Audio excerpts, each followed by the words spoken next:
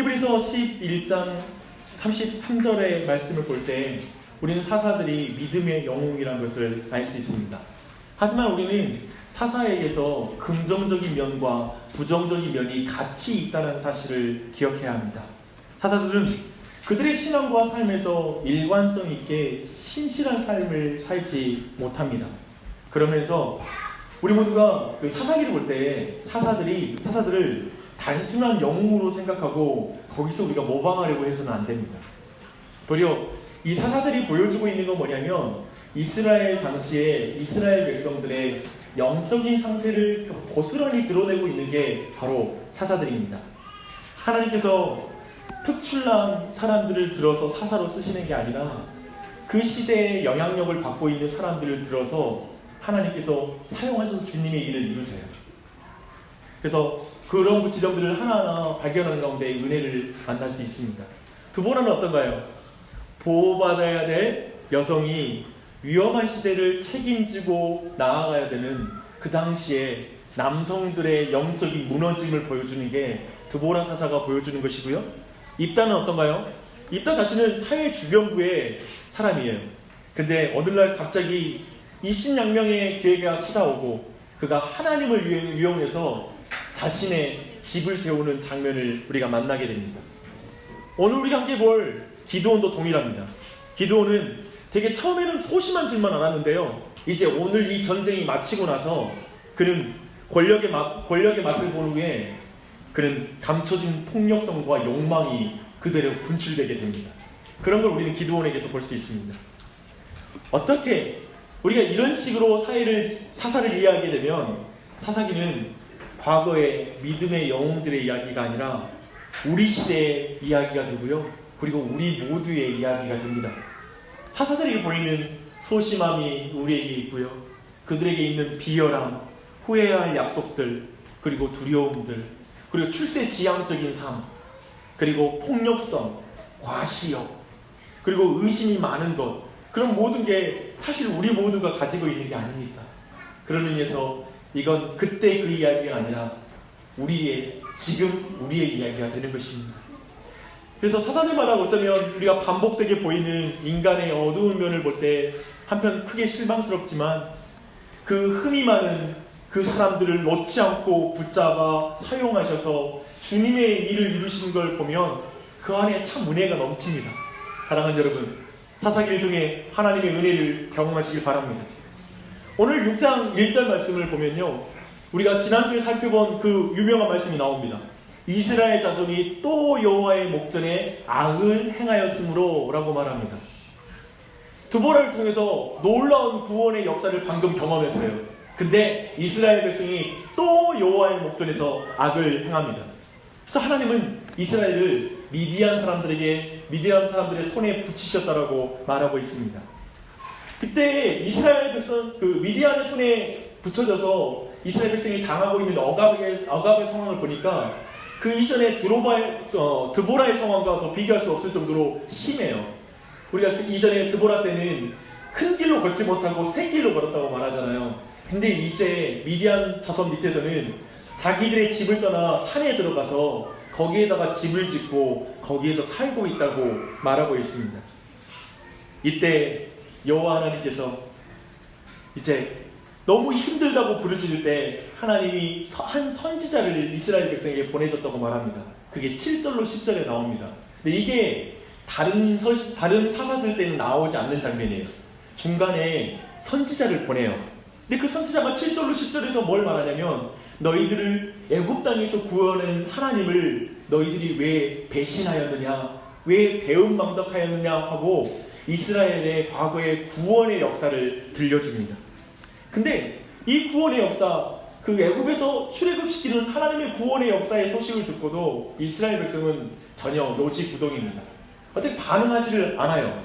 그럼에도 불구하고 하나님께서 이제 여호와의 사자를 통하여서 기드온에게 이제 하나님의 부르심이 이루어집니다.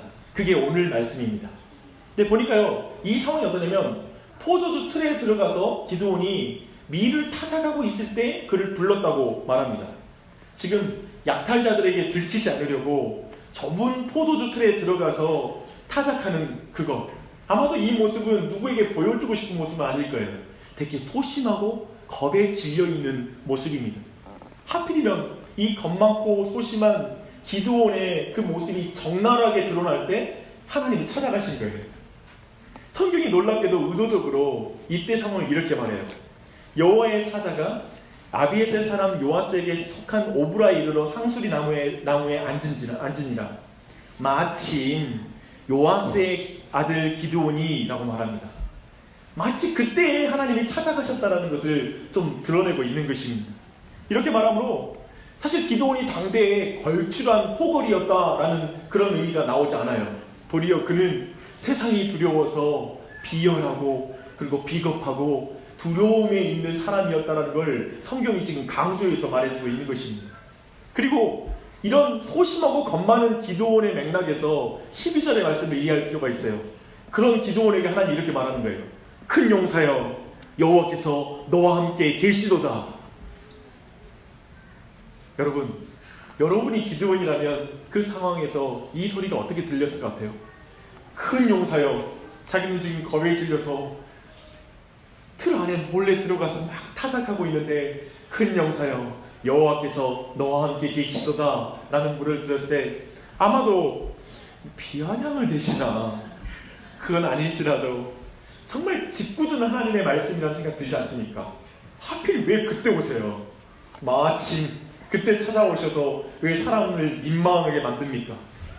세상 앞에서 당당하게 서지 못하고 비굴하고 겁많고 소심해져서 너무 위축되어 있을 때, 난 아무것도 아닌 것 같고 난 너무 부족하다는 그 마음이 가득할 때, 비참함을 느낄 때 하나님이 강한 용사여 라고 말하는 거예요.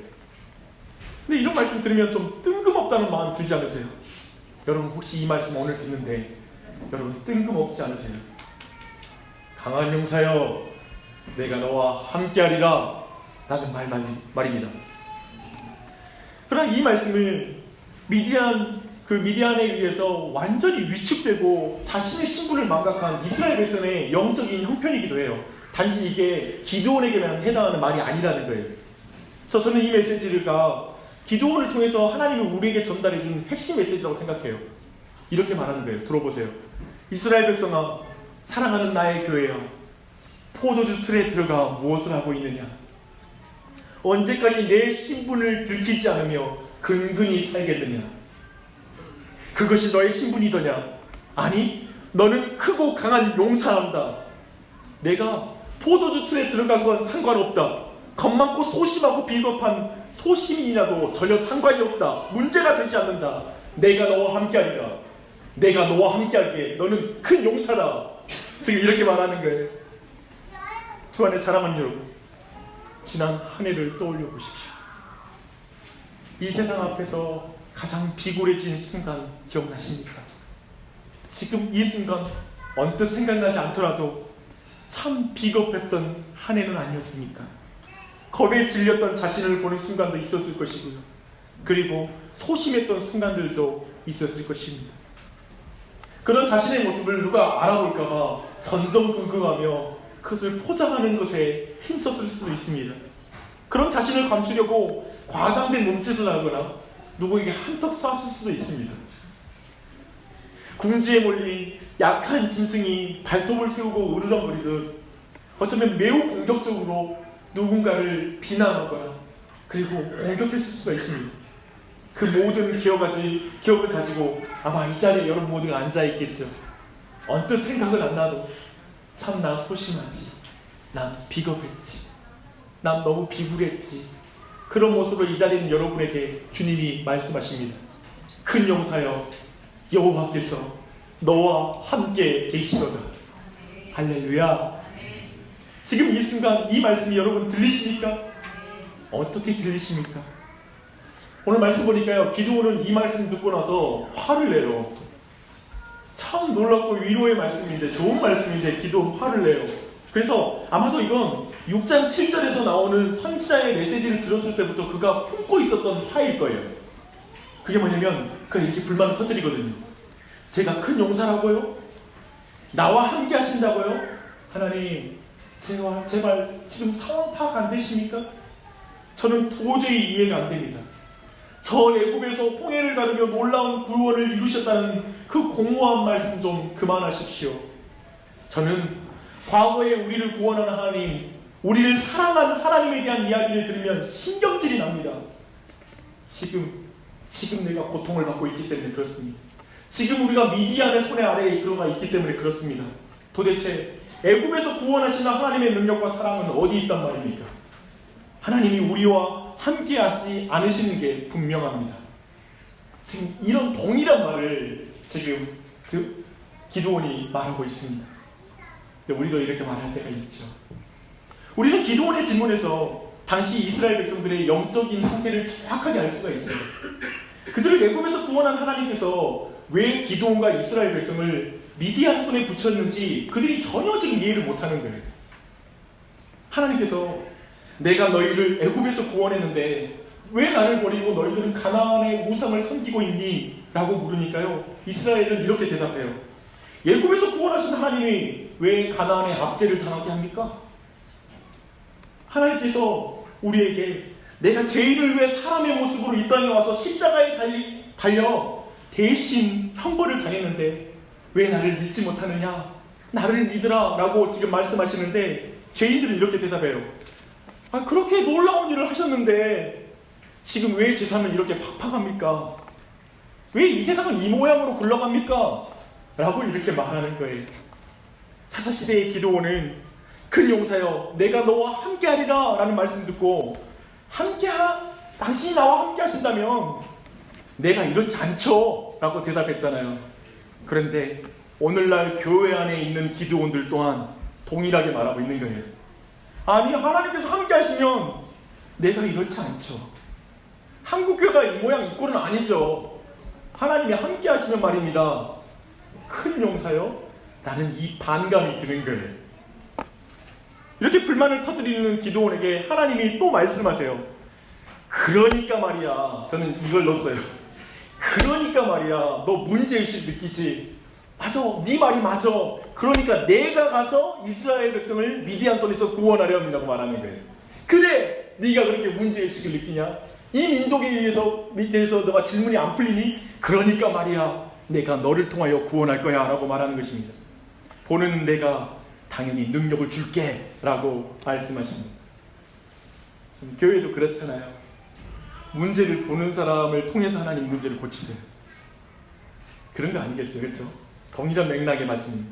이 말씀을 듣고 기드온은 또 방방 뛰어요. 아무튼 하나님의 부르심 앞에 이토록 처절하게 방방 뛰면서 하나님께 반문하는 사람은 모세 이후로 기드온이 처음이에요. 그리고 기드온을 능가하는 사람은 그 이후로 없었더라. 정말 방방 뜁니다. 뭐라고 하냐면 문제를 지적하니 그 문제를 저에게 풀라고요? 그런 거 있잖아요. 건의했다가 내가 담당자 되는 거. 그런 상황이에요. 아니, 내가 뭘로 이스라엘 백성을 구원합니까? 우리 집안도 별로 크지 않습니다. 므낫세 지파 중에서도 제일 작은 집안이고 그 집에서도 가장 작은 자가 납니다. 실력이 있어야지 이스라엘 백성 구원하죠 라고 이렇게 반문을 해요.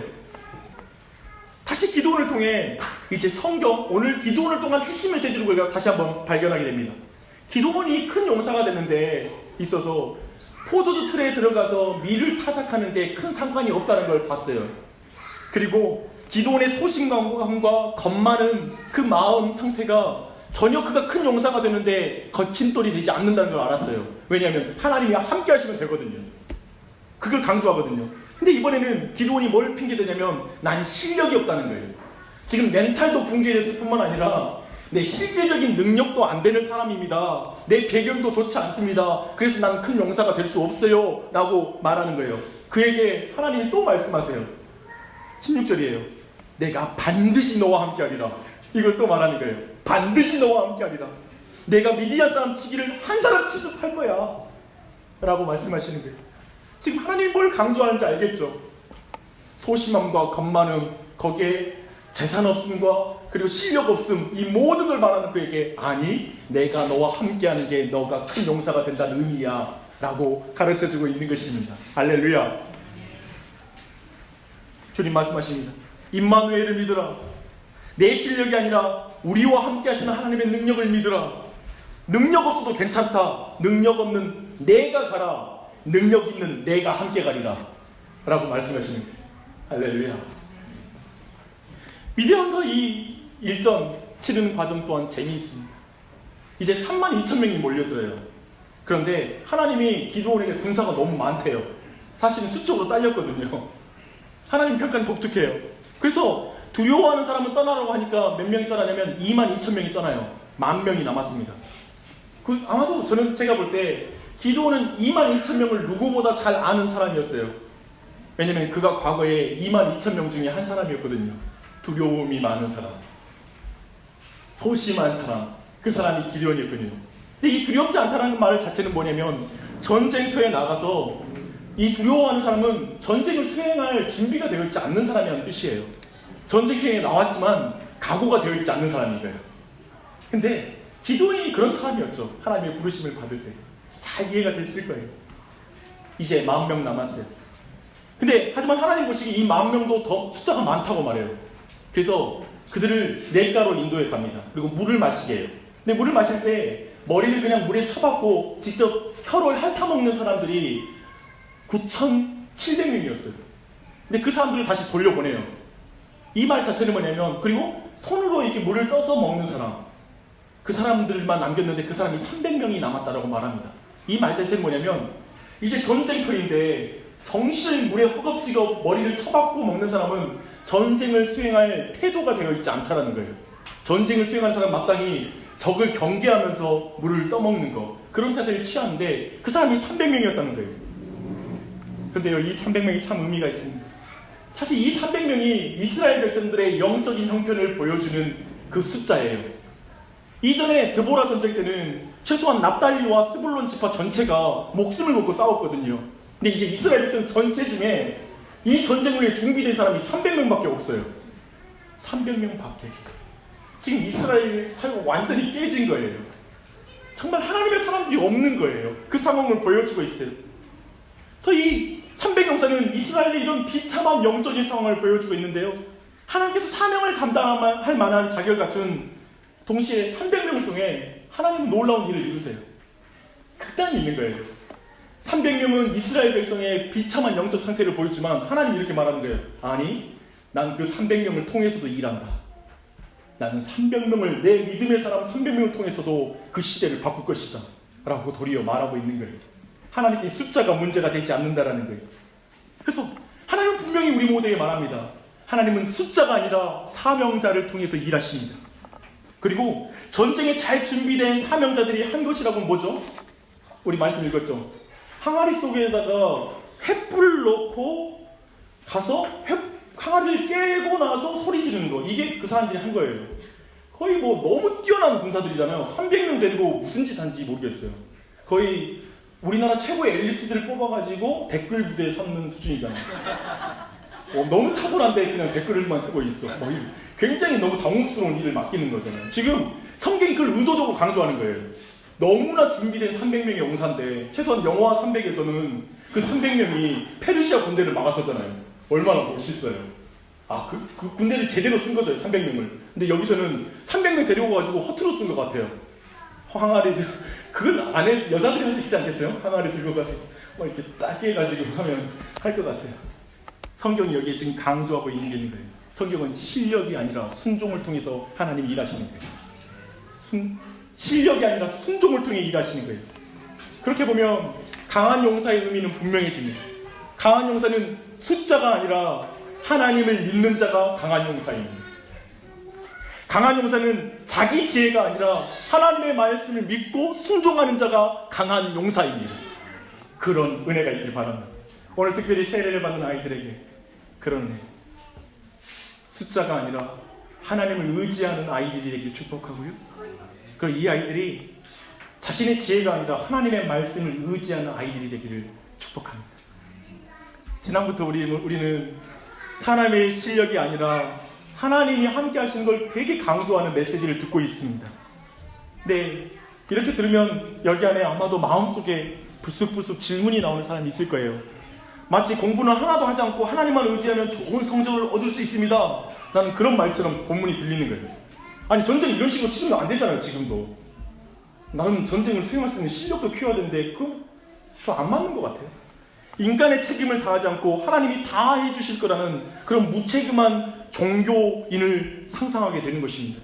그러나 지금 기도원의 부르심과 준비, 군대 숫자를 줄이는 과정, 그리고 전쟁을 치르는 모든 과정에 핵심 메시지를 주목하십시오. 저는 기도원과 300용사가 분명히 이 핵심 메시지를 깨닫고 이렇게 고백했을 거라고 생각해요.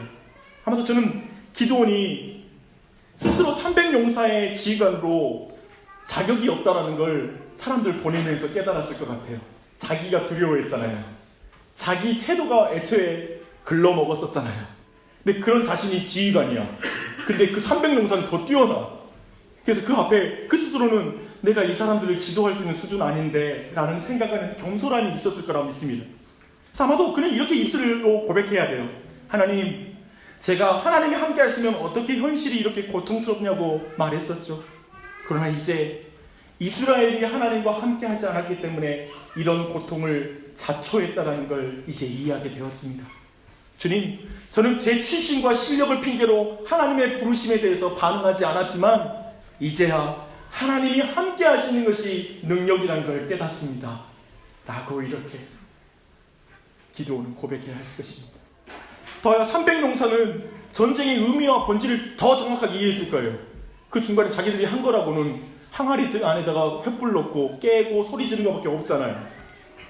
하나님의 전쟁은 사람의 실력이 아니라 하나님이 함께 하심으로 그 전쟁은 이길 수 있다는 걸 배웠을 것입니다. 그래서 믿음의 사람들은 이렇게 고백합니다. 주님, 사람의 수가 아무리 많아도 하나님께서 구원을 베푸심을 분명히 믿습니다. 우리에게 돈과 학벌이 아무리 많아도 하나님이 구원하시는 것을 믿습니다. 라고 고백합니다. 믿음의 사람은 사람들이 많아서 이기고 그리고 자신이 좋은 학벌을 가지고 있음에도 불구하고 결코 교만해지지 않습니다. 이것은 하나님이 아닌 다른 이유로 이겼다고 생각하지 않아요. 그게 믿음의 사람들이에요. 그러나 오합지졸은 말도 안 되는 자기의 전력을 가지고 하나님이 전쟁을 이기게 해주신 걸 경험했어요. 그런데도 그들은 하나님의 은혜를 찬양하지 않고 스스로의 실력을 자랑하게 될 거예요. 근데 놀랍게도 오늘 말씀 이후에 8장에 넘어가잖아요. 이스라엘 백성이 이 전쟁에서 뭘 본 줄 아세요? 기드온을 봐요. 그래서 기드온에게 와서 뭐라고 하냐면 당신이 우리의 왕이 되어 주십시오 그래요. 끝까지 기드온은 모든 상황에서 하나님을 못 보는 거예요. 그 이스라엘 백성은. 그러나 기드온은 자신의 부르심, 군사를 줄이는 과정, 전쟁에 승리하는 모든 과정을 통해 분명히 이 메시지의 핵심을 발견했을 것입니다. 사랑하는 여러분, 이 말은 동일하게 사도 바울에게도 고백되는 것이었습니다. 고린도전서 1장 25절로 25절, 그 안에는 진정 약한 자를 통하여 하나님이 들어서 하나님의 일을 이루신다는 걸 그는 이렇게 고백합니다. 하나님의 어리석음이 사람보다 지혜롭고 하나님의 약하심이 사람보다 강하니라. 형제들아, 너희를 부르심을 보라. 육체를 따라 지혜 있는 자가, 지혜로운 자가 많지 아니하며 능한 자가 많지 아니하며 문벌 좋은 자가 많지 아니하도다. 그러나 하나님께서 세상에 미련한 것들을 택하사 지혜 있는 자들을 부끄럽게 하려 하시고 세상에 약한 것들을 택하사 강한 것들을 부끄럽게 하려 하시며 하나님께서 세상에 천한 것들과 멸시받는 것들과 없는 것들을 택하사 있는 것들을 폐하려 하시나니 이는 아무 육체도 하나님 앞에서 자랑하지 못하게 하려 하십니다. 이스라엘 백성이 많아서 승리하면 숫자를 자랑할 거예요. 그러나 하나님은 그 모든 걸 줄이는 거예요. 기드온이 매우 탁월한 사람이었으면 기드온이 왕이 되는 게 맞아요. 근데 그는 소심한 사람이었어요. 두려움이 많은 사람이었어요. 지금 기드온을 통한 모든 과정의 기록은 철저하게 너희들은 약하다, 너희들이 이 일을 이룰 수 없다는 걸 보여주고 하나님의 강하심과 하나님이 이 일을 이루신다는 걸 계속해서 강조하여 우리에게 드러내고 있는 것입니다. 고린도서 1장 6절 10절에서는 사도 바울은 놀라운 믿음의 진보를 이렇게 말합니다. 나에게 이르시기를 내 은혜가 내게 족하도다. 이는 내 능력이 약한 데서 온전하여 지니라. 그러므로 도리어 크게 기뻐함으로 나의 여러 약한 것들에 대하여 자랑하리니 이는 그리스도의 능력이 내게 머물게 하려 합니다. 그래서 사도 바울은 말하는 거예요. 그는 자신 안에 병이 있었거든요. 그걸 고쳐달라고 기도했지만 고쳐주지 않으셨거든요. 근데 그가 안 거예요. 그 약함 가운데 하나님의 강함이 드러나면 돼. 난 질그릇이야. 내가 깨져도 좋아. 그러면 보배가 바로 드러날 테니까. 내 자존심 따위는 없어. 내 자신의 어떤 자존심과 내 자신이 주장할 거 없어. 나는 깨져도 돼. 내 안에는 보물이 드러날 테니까. 그리스도의 강함이 드러나면 돼. 라고 생각하는 거예요. 복음은 약한 자들의 복음입니다. 패자들의 복음입니다. 이 복음의 은혜가 여러분에게 있길 바랍니다. 기도원 당대와 우리 시대의 영적인 상황을 한번 잘 보십시오. 사람들은 고통스럽게 살아갑니다. 최선을 다해 살아가지만 정말 행복한 사람을 만나는 게 쉽지 않습니다. 자신들이 왜 이토록 무력해졌는지, 그리고 초라해졌는지, 자신이 왜 이렇게 소심하고 두려워졌는지, 옛날 청소년 때에는, 자랄 때는 그러지 않았던 것 같은데 시간이 갈수록 위축되는 자신을 보게 됩니다. 그리고 정말 왜 이 세상은 이렇게 갈수록 풍요로운데 이토록 공허함이 느껴지는 것일까? 물질적인 풍요 속에서 왜 이렇게 중독의 종류는 많아지는 것일까? 라고 그렇게 생각할 것입니다. 하지만 이유를 모릅니다. 하나님을 밀어낼수록 공허한 공간이 많아진다는 걸 사람들은 깨닫지 못합니다. 창조주를 부인할수록 하나님 만든 창조를 기뻐하고 즐길 수 없다는 걸 깨닫지 못합니다. 그들은 피조물로 자신을 채우려고 하지만 채워지지 않는 자신 안에 있는 공간을 주체할 수 없어 합니다. 심지어 교회 또한 왜 하나님의 능력이 오늘날 사라졌는지, 왜 신자들의 삶이 무력해지는지에 대해서 다들 그 이유를 모릅니다. 그 이유를 오늘 말씀은 말합니다. 임마누엘 하나님, 내가 너와 함께하리라 라는 말씀에 감동이 안 되는 거예요. 이게 내게 능력이라는 생각이 안 되는 거예요. 믿음이 안 생기는 거예요. 아니요, 나 지금 필요한 게 있어요. 그거 있으면 내가 더 자신감 생기겠는데, 그것만 확보되면 내가 자신감 있겠는데 라고 말하는 거예요. 자꾸 기도원처럼 계속 반문하는 거예요. 난 가문도 안 좋고요, 흙수저예요, 이것도 없고요, 이것도 없어요 라고 자꾸 말하는 거예요. 하나님 자꾸 말씀하시는 거예요. 내가 너와 함께 할게, 크고 강한 용사여 라고 계속 말씀하고 있는 것입니다. 교회가 하나님을 의지하지 않고 자신의 실력으로, 가문으로, 세상의 가치로 정체성을 삼을 때 교회는 철저하게 무력하게 되고 세상으로 또 고통을 당하게 되는 것입니다. 비난당하고 비웃음을 사게 될 것입니다. 저는 그런 상황에서 이런 식의 처방을 믿지 않습니다. 주일학교가 미래다, 예배가 희망이다, 두 날개가 소망이다. 저는 이런 방법론을 믿지 않습니다. 지금 성경이 말하고 있는 유일한 처방은 임마누엘 하나님만이 우리의 유일한 치료책이라고 말하고 있는 것입니다. 하나님이 함께 하시고 내가 너와 함께 하리라는 것에 대해서 믿음이 생기고 거기서 능력을 경험하는 신앙만이 이 시대를 이길 수 있습니다. 하나님이 함께 하십니다. 크고 강한 용사여, 내가 너와 함께 하리라. 아멘. 아멘. 이 말이 내 마음을 사무치게 하는 거예요. 하나님 함께 하십니다. 내가 뭐가 두려워? 뭐가 날 점령해? 그 사랑에서 뭐가 날 끊을 수 있겠어? 그분이 나와 함께 하시면 난 돼, 난 돼 라고 고백하는 거예요. 사랑하는 여러분, 내일은 성탄절입니다. 정말 그리스도께서 약한 모습으로 이 땅에 오신 날입니다. 저 아기 예수로 오신 예수님을 찬양합니다. 유대인들은 메시아가 군사 지도자가 되어서 칼과 그리고 무기를 들고 어른으로 그가 군마를 타고 내려올 거라고 상상했습니다. 하지만 예수님은 아기의 모습으로 말구에 누우셨습니다. 모두가 의지할 만한 강한 모습으로 오실 줄 알았는데 부모의 손길이 아니면 생명을 유지할 수 없을 것 같은 연약한 모습으로 예수 그리스도가 이 땅에 오셨습니다. 그리고 그분이 이 세상을 이겼습니다. 약한 자, 아무것도 없는 자, 그가 이겼습니다. 이사야서의 말씀처럼 그는 우리의 악함 때문에 고난당하는 종의 모습으로 이 땅에 내려오신 것입니다. 누울 자리가 없어 구유에 누우신 가난한 예수 그리스도, 그를 사도 바울은 이렇게 설명합니다. 우리 주 예수 그리스도의 은혜를 너희가 알거니와 부요하신 이로써 너희를 위하여 가난하게 되심은 그의 가난함으로 말미암아 너희를 부요하게 하려 하심이니라. 우리를 부요하게 하시고 가난한 모습으로 여관방에도 들어가지 못하시고 그저 짐승들의 공간에 그분이 이 땅에 내려오셨습니다. 날 부요하게 하시기 위해, 그리고 그분이 내 상함을 고치시기 위해 채찍을 맞으시고 내 질병을 고치시기 위해 그가 피를 흘리셨습니다. 내가 죽는 것을 대신 죽으시기 위해 십자가에 달려 예수님이 대신 죽으셨습니다. 예수 그리스도의 십자가는 약자의 죽음 아닙니까? 그보다 강한 건 최소한 로마 군병이 강해 보이고, 그리고 빌라도가 강해 보이고, 그리고 제사장들이 더 강해 보입니다. 그러나 예수는 십자가를 위해서 죽으시는 약자의 모습으로 모든 권세를 이기셨습니다.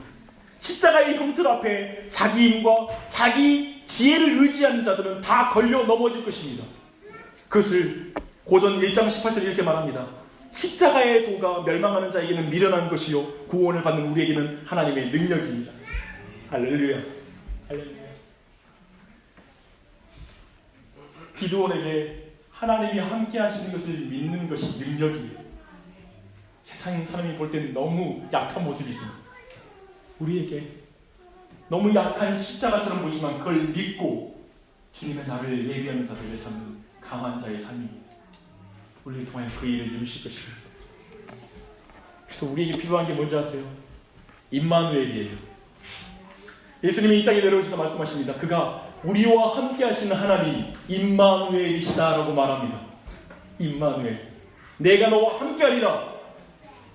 그 일을 위해서 내 죄의 문제를 해결하신 예수 그리스도 임마누엘, 그분이 우리와 함께 하시니 영원히 함께 하신다고 말하는 것입니다. 영원히.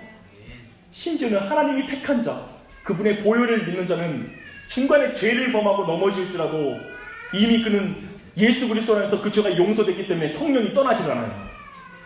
영원히 함께 하세요.